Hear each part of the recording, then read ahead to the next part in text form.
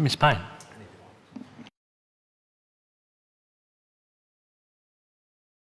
Animals Amendment, Rehoming Cats and Dogs and Other Matters Bill 2025 on behalf of Legalise Cannabis Victoria. I have a little bit of history with rehoming animals as someone who grew up in a dog show family. We had Pekingese and French bulldogs, and so one of my superpowers is I can actually see any breed of dog, whether it be a mixed breed or a purebred dog, and know exactly what breed that is and what category it would be shown under, as someone who grew up in that environment. And I think it is a bit of a superpower, Minister, yes, and it's one of those things that I do have a lot of fun with, playing with friends.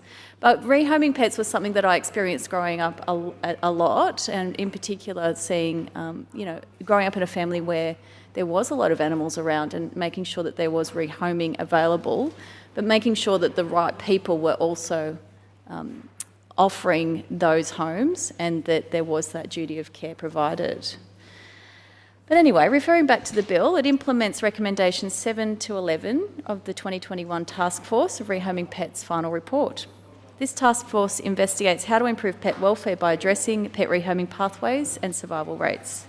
It found there was strong cross-sector support for the regulation of pet homing to improve consistency in animal care and increase opportunities for collaboration with councils, shelters and pounds.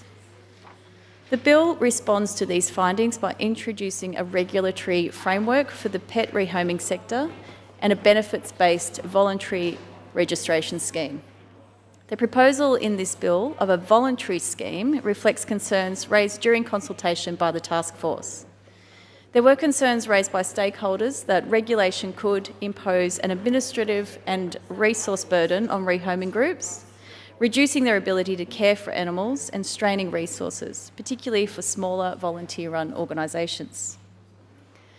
This scheme will replace the existing foster scheme, which has suffered from low uptake since its introduction as part of the puppy farm and pet shop reforms of 2017. For registration under the new voluntary scheme, pet rehoming organisations will need to meet certain requirements, including registration as a charity with the Australian Charities and Not-for-Profits Commission and reapplication every 3 years.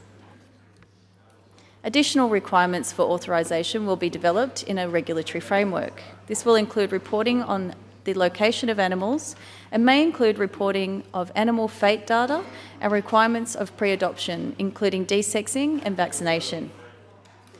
The benefits of authorisation will include being able to hold pet adoption days without the need for an animal sale permit and an exemption from registration of foster animals with local council. Importantly, this bill also clarifies powers for entry of authorised officers, ensuring that adoption days where animal welfare is at risk can be shut down if needed.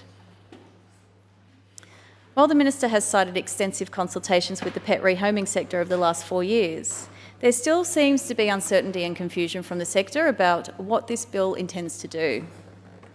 Smaller organisations who don't have the resources to acquire and maintain authorisation under this scheme have raised similar concerns to those identified in the 2021 Task Force report. They want to make sure that it is truly voluntary and that they won't be punished for not having the resources to join the scheme. The changes in this bill are intended to support and not punish the sector, but it is disappointing that the government consultation appears to have stopped after the bill was developed. There is a clear need for greater transparency and communication. An authorisation scheme for the sector is long overdue, and it makes sense that organisations that go to the effort of getting registered receive additional benefits. But at the same time, we need to support smaller organisations in the pet rehoming sector to ensure that they are not put at a major disadvantage because of these reforms. A good place to start with this is making sure the sector is informed of these changes and what the consequences will or won't be for them.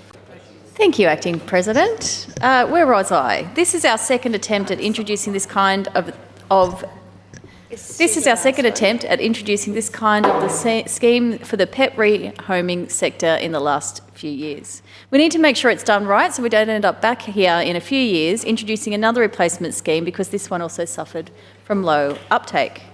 Before concluding on the issue of pet rehoming and desexing requirements that may be included under the scheme, I am running a cat desexing appeal in collaboration with the RSPCA Peninsula Pet Safety Program.